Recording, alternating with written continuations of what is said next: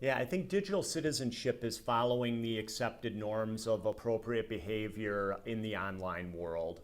But really, I think it's a little bit more than that. It's not just citizenship in the online world, it's a reflection of your citizenship in the real world also. Ideally, we want kids to be the same face to face as they are online. Okay. In 2015, for kids, that the online world and the real world have really blurred together. The things that they do in the online world have a direct impact on their real life, as do the things that they do in their real life having an impact on their lives in the online world. As such, it's really important that we provide kids with a framework for being responsible people in both places. I think it's twofold. One is how we can work within the structure of the school, and then how can we work within the school community at large. Within the school structure, I think it's important that we identify the things that we want to teach as far as digital citizenship goes, and then find ways to meaningfully integrate those into the existing curriculum so that kids are having authentic experiences with practicing those digital citizenship skills. In addition, we know that, ideally a school is a partnership between students, the school, and parents. And so it's really important to bring parents into the equation also. And one of the ways to do that is to provide information and materials for parents regarding digital citizenship issues and provide forums for them to communicate with one another about those issues. They're aware of it. I think where sometimes a difficulty comes is figuring out ways to address those issues that are meaningful for kids. So for example, what we would like to do is we identify the skills that we want to teach our kids, and then we find places within the curriculum to give them opportunities to use that. In addition, I think parents, because they didn't grow up in the digital age themselves and have come to these tools secondhand, they don't have a frame of reference for how to parent using technology. And so it's important for us as a school to help facilitate those conversations and give them tools to, help with that process also.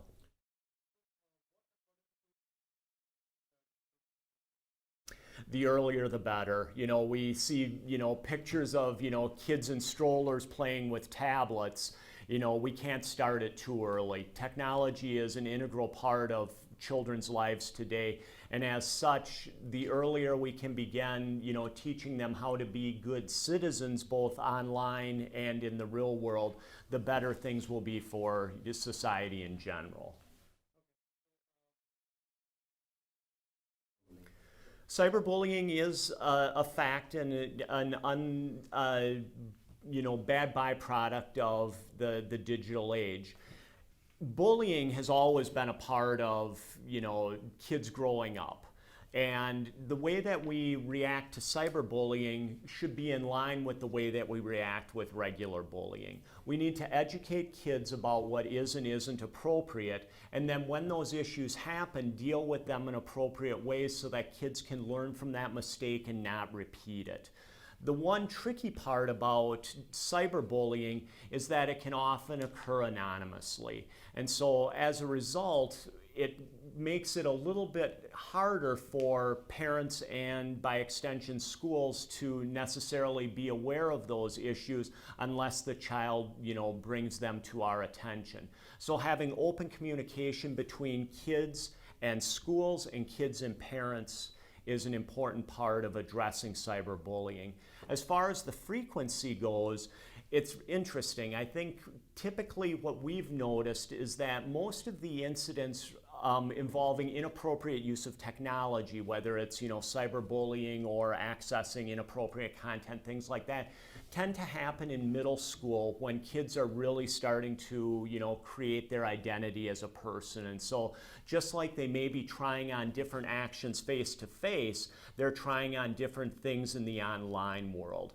And so it's really important that we, help middle schoolers understand the importance of being that good person and leaving a good digital footprint as they start to, use Facebook and other social media.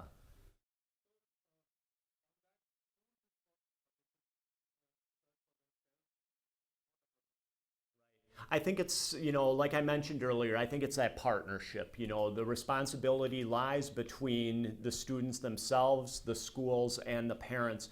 And working together, we can, nurture that idea of being a good person overall, whether in the digital realm or whether in the real realm. So we all bear responsibility. I can't presume to, be an expert in that realm. My only suggestion would be that, engage both schools and parents in the process. Both of those groups have a stake in the development of children as our next generation, and so it's important that the government and the schools provide that support, and if the government can also provide support for families with that, I think that would be a very positive step for ensuring the next generation.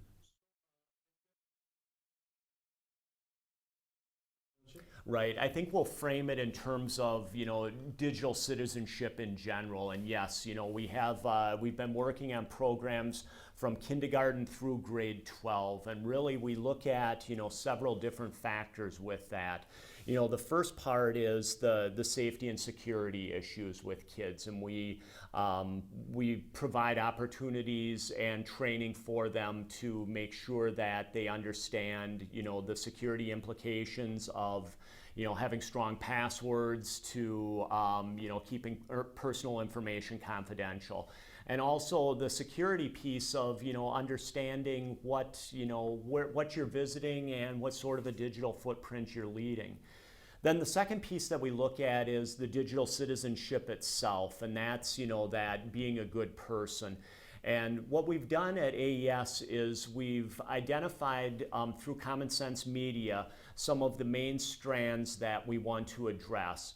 Then what we did was we developed guiding questions at each of the grade levels that address those particular pieces that we felt are important.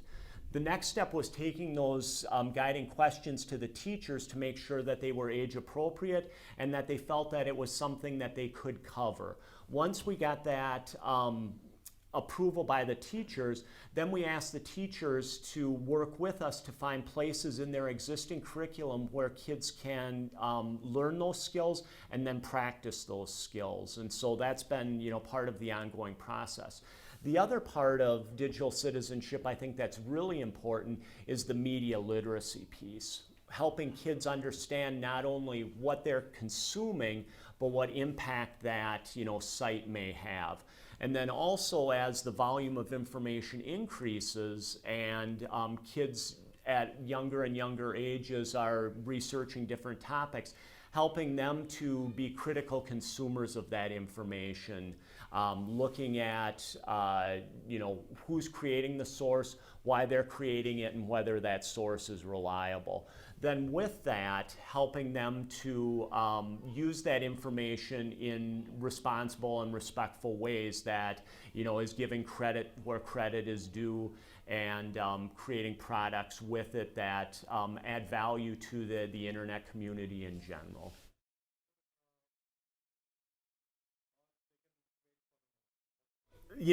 Schools are busy places, and there's many different priorities that need attention.